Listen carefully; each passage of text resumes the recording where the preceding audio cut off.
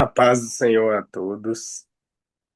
Glória a Deus por mais essa oportunidade. Sou muito grato a Deus porque Ele tem nos chamado para essa geração.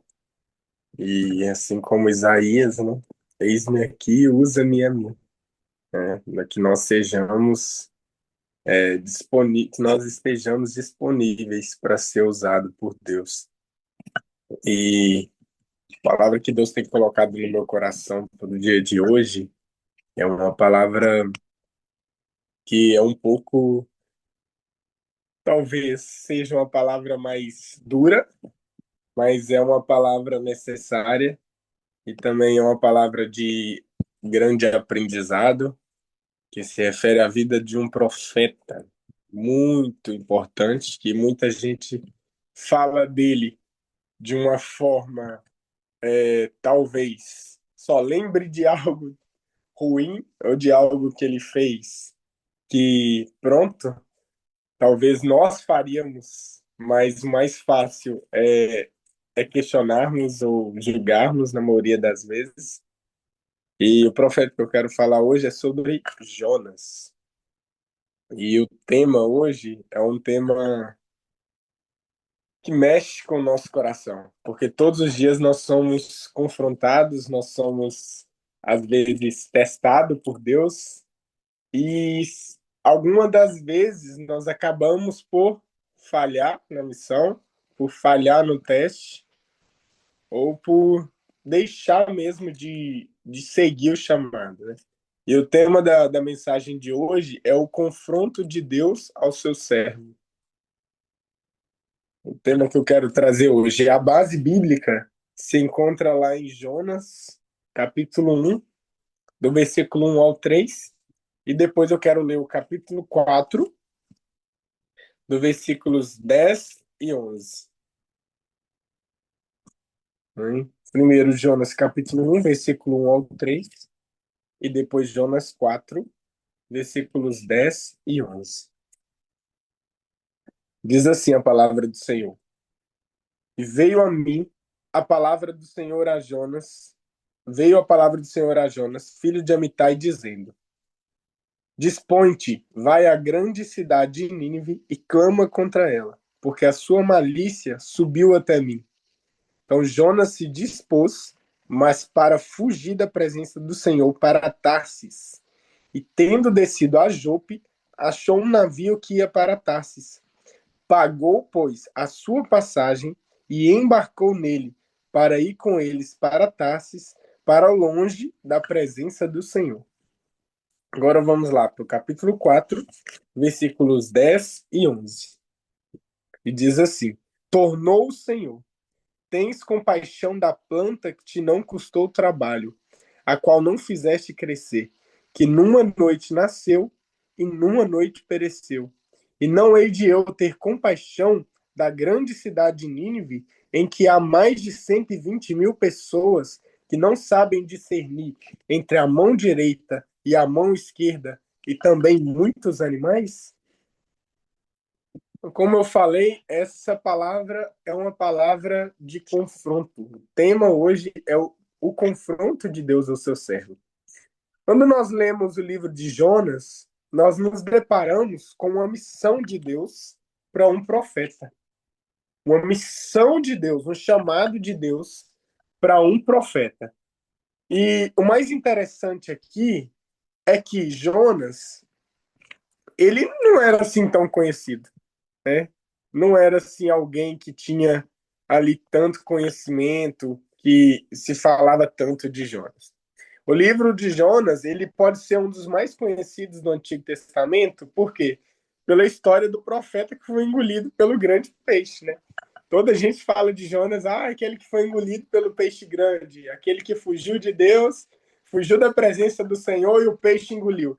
Então, ela é uma história muito falada. É um dos livros do Antigo Testamento que é um dos mais falados, por causa desse episódio que aconteceu em Jonas. Mas só que o livro, o cenário do livro, o enredo do livro, é muito mais profundo do que apenas alguém que foi engolido por um grande peixe.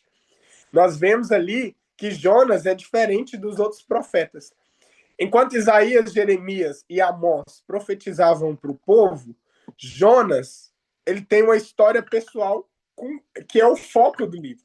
O foco do livro de Jonas ele vai trazer a vida pessoal ali do profeta. Lá em Isaías, Jeremias e Amós, eles profetizam para o povo, eles profetizam para a nação.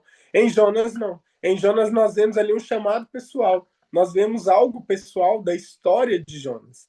Então, ali a história de Jonas é relatada com a visão de chamado, missão, propósito ali de Jonas. Tá?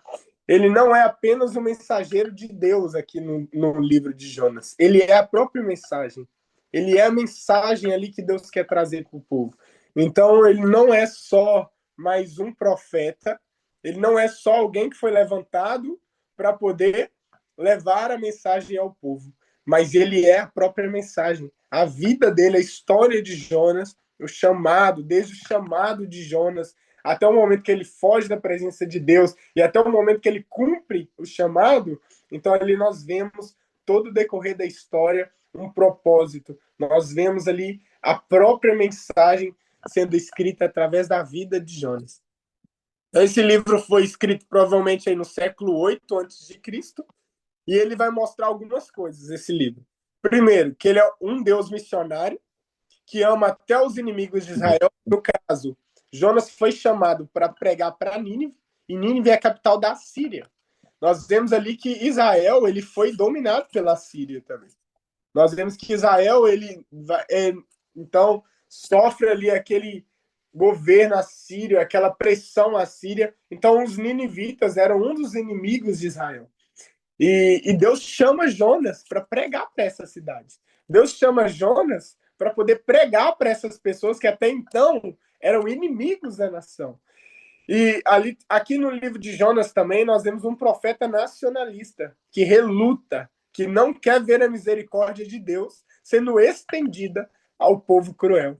Então aqui ele é um homem, é um profeta que é nacionalista. Ele é pela sua nação, ele é pela sua nação de Israel e ele reluta para ir pregar para Nínive. Ele reluta para ir evangelizar para aquelas pessoas, tá? Por causa da vida daquelas cidades, aquele povo cruel, aquele povo que não tinha amor. Então ele reluta, ele vai contra essa missão de Deus para sua vida. Nós vemos também aqui no livro de Jonas um grande contraste entre a compaixão divina e o coração endurecido de um homem que conhecia a Deus, mas que não refletia o seu caráter. Aqui no início do livro de Jonas, nós vemos alguém que não refletiu o caráter de Deus. Por quê? Porque um simples chamado faz com que ele procura fugir da presença de Deus. E nós, abrindo um parênteses aqui, e nós podemos entender o seguinte: por mais que nós tentamos fugir da presença de Deus, não tem como. É impossível fugir da presença de Deus. Se eu descer lá no fundo do mar, o Senhor vai estar. Se eu subir lá no mais profundo dos céus, o Senhor vai estar.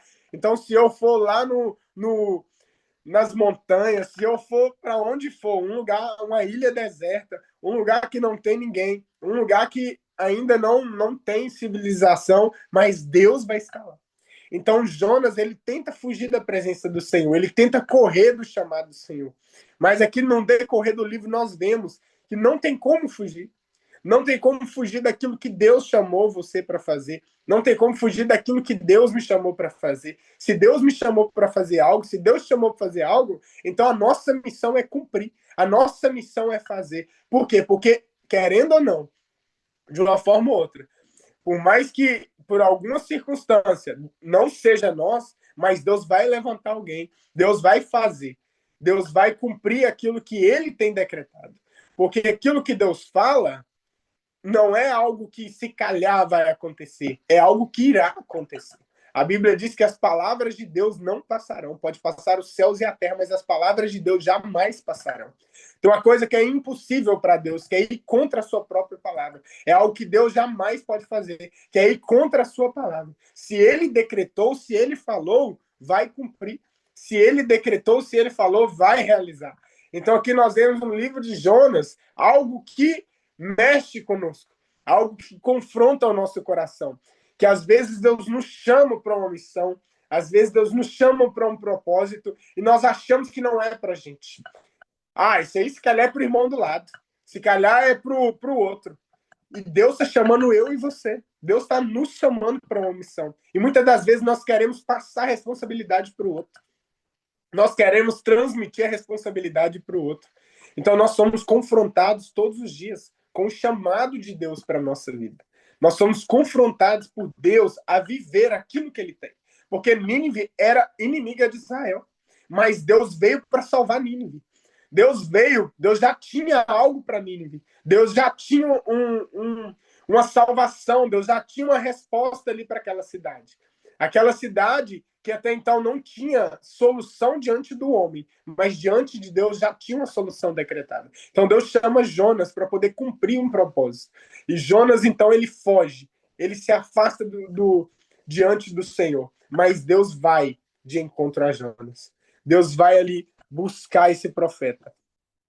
Então, a estrutura do livro de Jonas, nós vemos aqui no primeiro capítulo, quando ele foge do seu chamado. Aqui ele é chamado e ele foge. No primeiro capítulo de Jonas, nós vemos ele fugir de Deus. Ele fugir da presença de Deus. No segundo capítulo, ele é um livro bem pequeno, só tem 4 capítulos. E no segundo capítulo, nós vemos Jonas dentro do ventre do peixe. Nós vemos ele lá no ventre do peixe, fazendo uma oração, clamando ao Senhor. Ali ele, no caso, pedindo a Deus para poder dar a ele uma chance, né? Ele se arrepende ali. No terceiro capítulo, nós vemos a pregação de Jonas, já em Nínive, e o povo se arrependendo. Então nós vemos ali o propósito sendo cumprido, o chamado sendo cumprido, e nós vemos o arrependimento daquela nação que até então não tinha saída, aquela nação que aos olhos humanos já estava perdida. E no capítulo 4, nós vemos a ira de Jonas com a compaixão de Deus. Tá? E Deus, então, corrige o vaso. Deus corrige o profeta. Então, o foco, as palavras que estão em foco aqui no livro de Jonas, primeira delas é a obediência. Segundo, a misericórdia. Terceiro, o arrependimento. Quarto, a missão. E o quinto, o coração de Deus. E hoje eu quero focar nessas palavras, eu quero focar aqui nesses textos nesses textos que nos confrontam, nesses textos que nos chamam a atenção, que nos leva a viver o chamado de Deus. E o primeiro tópico que eu quero falar hoje, que é o capítulo 1, como eu já falei, que é fugindo do chamado. E aqui em Jonas 1, do 1 ao 3, como eu já li aqui no início, ele fala assim, levanta-te, vai à grande cidade de Nínive. E lá depois nós vemos, porém Jonas se levantou para fugir da presença do Senhor. Então, primeiro, é o chamado, e segundo, é a fuga. Primeiro Deus chama, Deus fala, levanta-te. Levanta-te já é aquilo, olha, levanta, para tudo que você está fazendo, sai da sua zona de conforto, sai da sua realidade e vai cumprir o chamado. Então aqui Deus está falando com ele, levanta-te. Levanta-te. Primeira coisa que nós precisamos fazer é levantar, se erguer. Se erguer do fundo do poço, se erguer da zona de conforto, se erguer de uma situação desconfortável, de uma situação que para nós não seja agradável. Deus está falando, levanta-te. Primeira coisa, a primeira ordenança de Deus aqui para Jonas é levanta-te. Então Deus está nos chamando a se levantar nessa geração, a se levantar nessa nação. Sai da zona de conforto, sai daquilo que para você, sai daquilo que para nós venhamos sair agora neste momento, daquilo que para nós é desconfortável, daquilo que, ai Deus, mas para mim é desconfortável fazer isso. Para mim é desconfortável falar isso. Para mim é desconfortável viver isso. Essa geração não aceita. Essa geração não vive. Mas Deus está falando, levanta-te.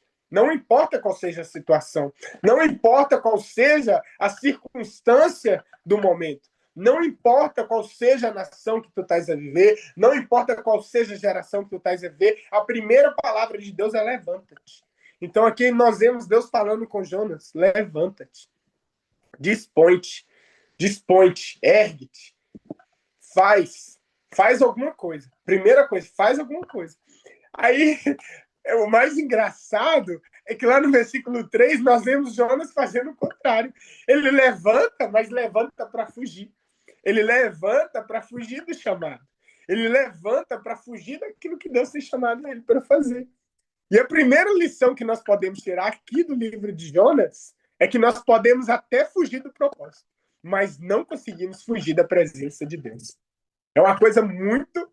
É algo assim que nos confronta muito. Eu posso até fugir do propósito de Deus, mas da presença dele eu não fujo. E quanto mais eu fujo, mais provações eu vou passar. Quanto mais eu fujo, mais circunstâncias eu vou passar. Por quê? Porque eu estou retardando aquilo que Deus tem para minha vida. Então, se eu retardo o processo, eu vivo mais provas, eu vivo mais circunstâncias ruins, até viver o propósito de Deus. Então, eu posso até fugir do propósito, mas eu não consigo fugir da presença de Deus. Então, muitas das vezes nós fugimos do propósito, mas da presença de Deus jamais vamos fugir. Deus vai nos resgatar. Deus vai nos buscar aonde nós estivermos para cumprir o propósito, para cumprir o chamado dele. Muitas das vezes eu já tentei fugir, muitas das vezes eu já tentei me afastar. Eu já falei, Deus, mas o Senhor tem tanta gente para usar, mas o Senhor tem tanta gente melhor do que eu, o Senhor tem tantas pessoas que o Senhor já tem levantado, então por que o Senhor quer me usar? Por que o Senhor está me chamando? E muitas das vezes eu achei que eu não era capaz, que eu não tinha condição, que isso não era para mim, mas Deus tem me falado, olha, eu te chamei e eu vou te usar. Então muitas das vezes nós fugimos e nós só retardamos o processo, mas o processo vai acontecer. Se Deus me chamou, se Deus te chamou, ele garante. Porque o que está em jogo não é eu e você. O que está em jogo é o nome do Senhor. O que está em jogo é o nome do Senhor, é a palavra do Senhor. E Deus ele só nos usa como uma torneira, como um instrumento. Porque quem faz é Ele. Quem faz é o Espírito Santo. A presença dele é que faz a diferença. Tem até uma música que diz: a presença é que faz a diferença. A presença de Deus é que faz a diferença. Não adianta falar bonito, não adianta ter um cargo eclesiástico, não adianta ser alguém conhecido, ser alguém que as pessoas admiram, mas se não tem a presença de Deus, não adianta de nada. Se não tem a presença de Deus, não tem nada. Então, o mais importante para mim e para você não é o que nós iremos fazer, mas é para quem nós faremos. Qual que é o nosso propósito maior? Qual que é a nossa missão maior? E aqui no capítulo 1, nós vemos já o chamado, levanta-te e a fuga.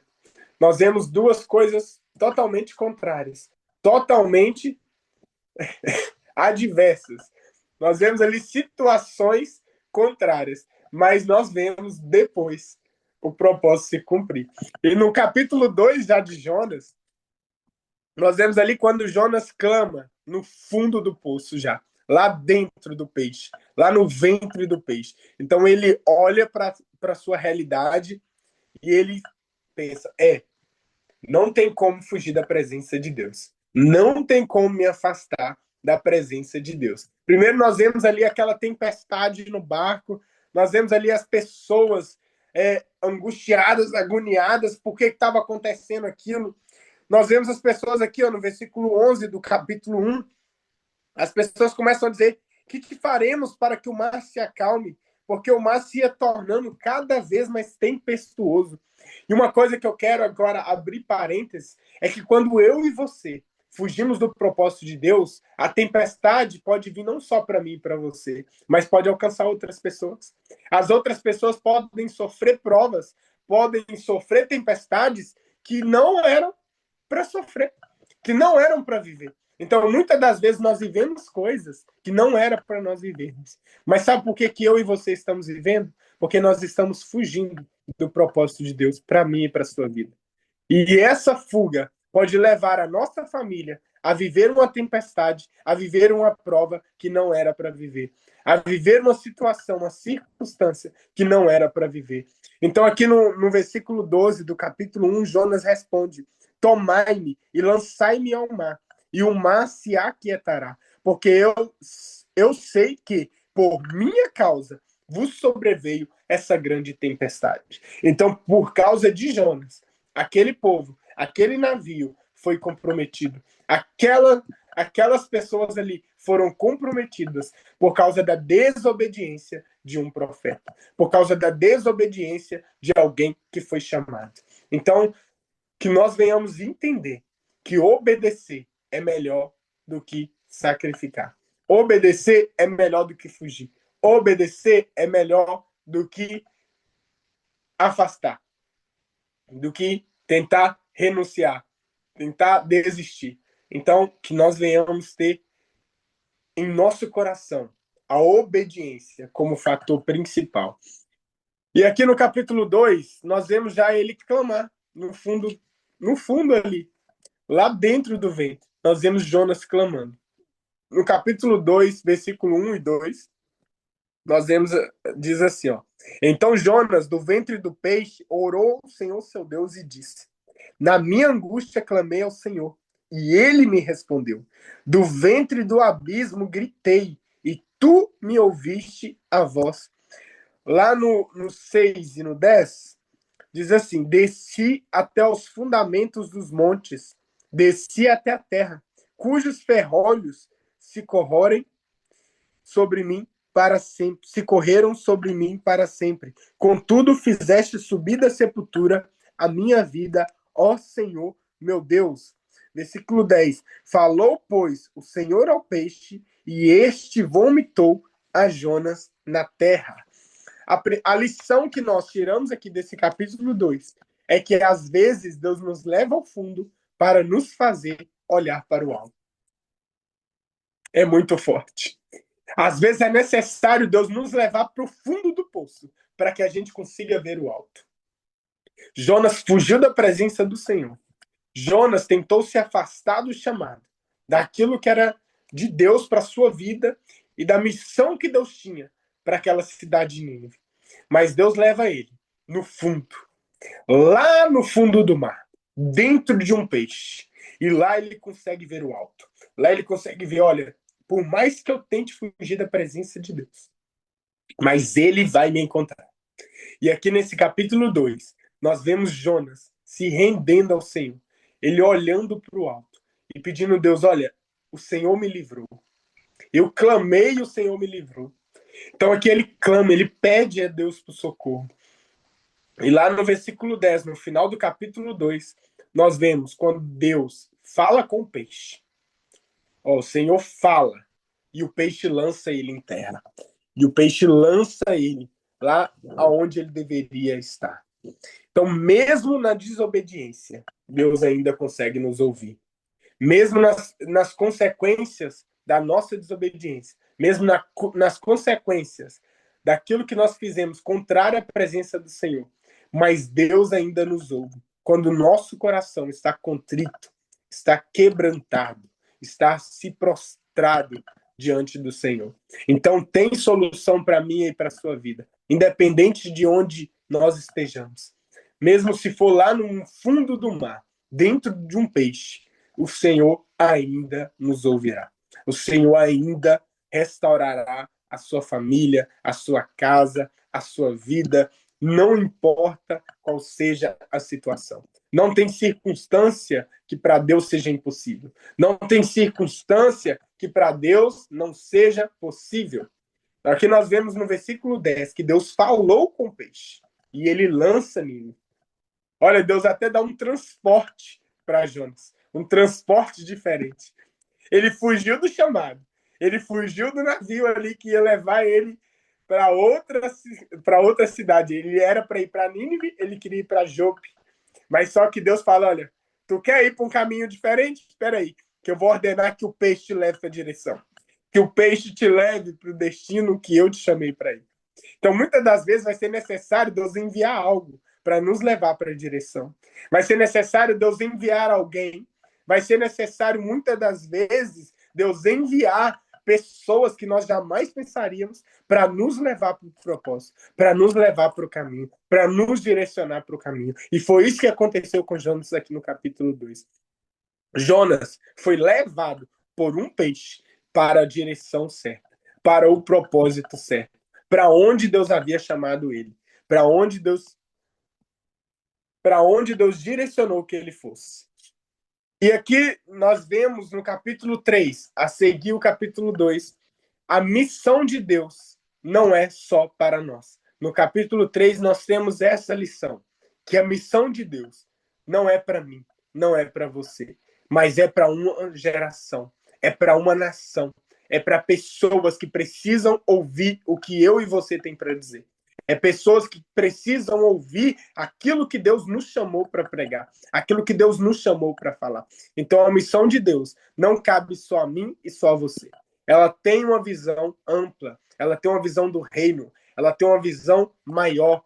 Então, quando Deus nos chama, Ele não está olhando só para mim e para você. Ele está olhando para uma nação perdida, para uma geração perdida, para almas que estão perdidas e que precisam ser resgatadas, ser transformadas, ser salvas. E aqui em Jonas 3, dos versículos 5 ao 10, diz assim: os ninivitas creram em Deus e proclamaram um jejum e vestiram-se de panos de saco, desde o maior até o menor. Chegou essa notícia ao rei de Nínive. Ele levantou-se do seu trono, tirou de si as vestes reais, cobriu-se de pano de saco e assentou-se sobre cinza, e fez-se proclamar e divulgar em Nínive, por mandado do rei e seus grandes, nem homens, nem animais, nem bois, nem ovelhas provém coisa alguma, nem os levem ao pasto, nem bebam água, mas sejam cobertos de panos de saco, tanto os homens como os animais, e clamarão fortemente a Deus, e se converterão cada um do seu mau caminho e da violência que há nas suas mãos. Quem sabe se voltará a Deus e se arrependerá e se apartará do furor da sua ira, de sorte que não pereçamos? Viu Deus o que fizeram, como se converteram do seu mau caminho, e Deus se arrependeu do mal que tinha dito lhes faria e não o fez. Aqui no início do versículo, nós vemos a pregação de Jonas. E aqui no início do capítulo 3, nós vemos a pregação de Jonas. E a partir do versículo 5, nós vemos o arrependimento. E aqui, ó, no início do capítulo 3, veio a palavra do Senhor segunda vez a Jonas dizendo: levanta-te, dispõe-te. Mais uma vez eu estou dizendo, levanta-te. Eu estou te dando mais uma chance de se levantar. Eu estou te dando mais uma chance de cumprir o que eu te prometi, aquilo que eu falei. Então eu estou te dando mais uma chance. Então levanta-te, levanta-te, Jonas. Vai, dispõe-te. Vai à grande cidade de Nínive e proclama contra ela a mensagem que eu te digo. Então levantou-se. Agora Jonas se levanta. Agora Jonas vai fazer aquilo que ele foi chamado para fazer. Então levantou-se Jonas e foi a Nínive, segundo a palavra do Senhor. Ora, Nínive era cidade muito importante diante de Deus e de 3 dias para percorrê-la. Começou Jonas a percorrer a cidade, caminho de um dia, e pregava e dizia: ainda 40 dias e Nínive será subvertida. E aqui, a partir do versículo 5, como nós já lemos, nós vemos aqui no 10, que viu Deus o que fizeram, como se converteram do seu mau caminho, e Deus se arrependeu do mal que tinha dito lhes faria e não o fez. Então aqui nós vemos, olha, até então, Deus falou com Jonas: olha, em 40 dias eu irei destruir essa cidade. Eu irei destruir esse povo por causa do mal que eles têm feito. E aí nós vemos o rei reunindo toda a cidade, fazendo um decreto. Vão todos jejuar, vão todos buscar a Deus. E quem sabe Deus se arrependa. Quem sabe Deus olhe para nós. E aqui nós vemos uma nação, que até então era uma nação corrupta, era uma nação mau, era uma nação que ia contra o Senhor. Agora uma nação inteira se arrependendo. Olha só o propósito. Porque o propósito não era Jonas. A missão não era só para Jonas. A missão era para a nação. Era para aquele povo que precisava ser alcançado. Então Jonas foge de uma missão maior. Jonas foge de um propósito maior. Deus chama Jonas para algo maior e ele foge. A lição que nós tiramos desse capítulo é que a misericórdia de Deus é maior do que o julgamento. A misericórdia de Deus é maior do que o nosso julgamento. Para nós pode parecer que não tem solução. Para nós pode parecer que não tem saída, mas para Deus, para Deus, para Deus a missão, a saída já está decretada. Para Deus a saída já está ali. Só precisa de eu e você cumprir a missão. Só precisa de eu e você cumprir o propósito. Ele deseja salvar até aqueles que nós julgamos imperdoáveis, até aqueles que nós julgamos que não tem mais saída, que não tem mais solução. Deus está dizendo, olha, eu vou salvar. Então, se eu falei, eu vou fazer. Então vai e faça, levanta-te e faça aquilo que eu te chamei para fazer. Então aqui nós temos essa lição no capítulo 3 de Jonas, que a missão ela não é para mim e para você, ela é para uma nação, ela é para o povo. Então não depende só de nós, não cabe só a nós, não se refere só a nós, mas é toda a nação que foi salva, que foi resgatada por causa da missão, por causa do propósito que Deus tinha através de Jonas. E agora no capítulo 4, nós vemos o coração do profeta a precisar de conversão. Porque Deus queria também tratar com o profeta. Deus queria tratar com Jonas. E aqui no capítulo 4, a partir do versículo 1, nós vemos, olha, com isso desgostou-se Jonas extremamente e ficou irado. E orou ao Senhor e disse, Senhor, não foi isso que eu disse, estando ainda na minha terra? Por isso me adiantei, fugindo para Tarsis, pois sabia que és Deus clemente e misericordioso, e tardio em irar-se, e grande em benignidade, e que te arrependes do mal. Peço-te, pois, ó Senhor, tira minha vida, porque melhor me é morrer do que viver. E disse o Senhor, é razoável essa tua ira? Então Jonas saiu da cidade e assentou-se ao oriente da mesma, e ali fez uma enramada e repousou debaixo dela, à sombra, até ver o que aconteceria à cidade. Então fez o Senhor Deus nascer uma planta que subiu por cima de Jonas, para que fizesse sombra sobre a sua cabeça, a fim de o livrar do seu desconforto. Jonas, pois, se alegrou em extremo por causa da planta. Mas Deus, no dia seguinte, ao subir da alva, enviou um verme, o qual feriu a planta e esta se secou. Em nascendo o sol, Deus mandou um vento calmoso oriental. O sol bateu na cabeça de Jonas, de maneira que desfalecia, pelo que pediu para si a morte, dizendo, melhor me é morrer do que viver. Então perguntou Deus a Jonas, é razoável essa tua ira por causa da planta? Ele respondeu, é razoável a minha ira até a morte. Tornou o Senhor, tens compaixão da planta que te não custou trabalho, a qual não fizeste crescer, que numa noite nasceu e numa noite pereceu. E não hei eu de ter compaixão da grande cidade de Nínive, em que há mais de 120 mil pessoas que não sabem discernir entre a mão direita e a mão esquerda, e também muitos animais? Então aqui nós vemos, olha, o coração do profeta, que precisava se converter. O propósito dele não estava nas vidas. O propósito dele não estava naquela geração. Então ele começa questionando. Eu já sabia que o Senhor era misericordioso.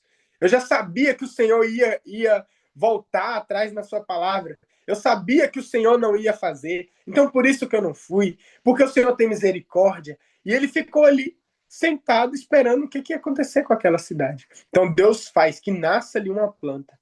E essa planta traz conforto ali para a vida dele. E depois essa planta morre.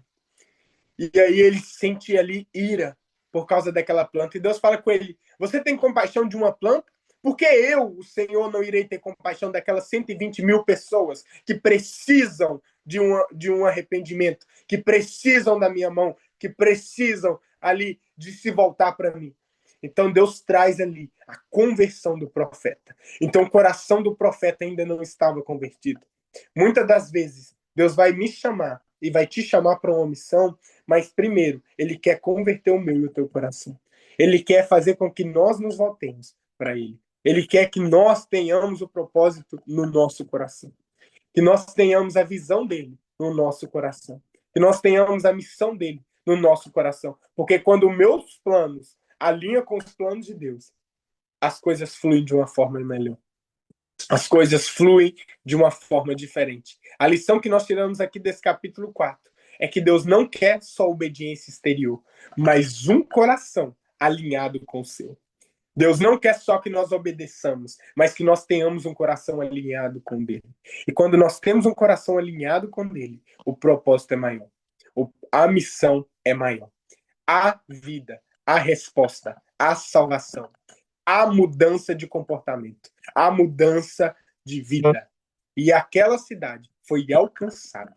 Toda aquela nação foi alcançada. Desde o maior até o menor. Porque Jonas voltou a alinhar o seu coração com o coração de Deus. E aqui nós vemos Deus tratando o profeta, mas também tratando a cidade, tratando a nação, tratando a geração. Deus trata conosco, mas também trata com o povo, trata com aquilo que ele nos chamou para fazer. E para concluir, eu quero só focar em alguns aspectos. Jonas, ele conhecia a Deus, mas não entendia o seu coração.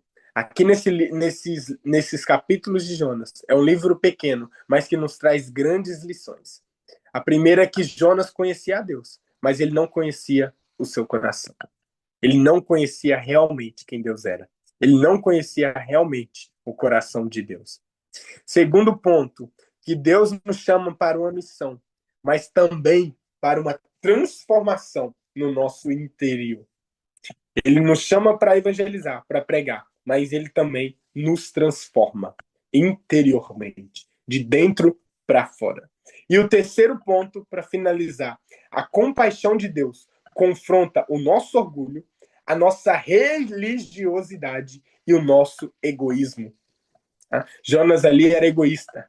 Jonas era orgulhoso, era religioso, mas a compaixão de Deus, ela confronta todos esses sentimentos ruins e nos leva a ir contra o propósito de Deus, a ir contra o chamado de Deus. E é essa palavra que eu quero deixar hoje para cada um de nós, que nós sejamos essa pessoa que tenha um coração igual ao coração de Deus, alinhado ao coração de Deus, um coração compassivo, um coração misericordioso, não com olhar de julgamento, não com olhar de condenação, mas com olhar de amor, de compaixão, de voltar, de render à presença de Deus. Um coração voltado para o coração de Deus. Muito obrigado, Cris, por essa oportunidade. Obrigado a todos. Que Deus abençoe e que nós tenhamos um dia abençoado em nome de Jesus. Amém. Paz do Senhor, estou aqui para falar um pouquinho do projeto Mães e Filhos que Oram. E talvez você esteja perguntando, mas o que é o Mães e Filhos que Oram? O Mães e Filhos que Oram nasceu no ano de 2019 em Londres, com o objetivo de conectar o coração de mães e filhos a Deus através da oração, restaurando o altar do Senhor dentro da nossa casa. Nós temos devocionais e oração na plataforma do Zoom de segunda a sexta. Siga-nos na página do Instagram para você ter todas as informações e não ficar de fora. Que Deus fortaleça a sua vida de oração em família, porque é para isso que nós estamos aqui. Esperamos por vocês.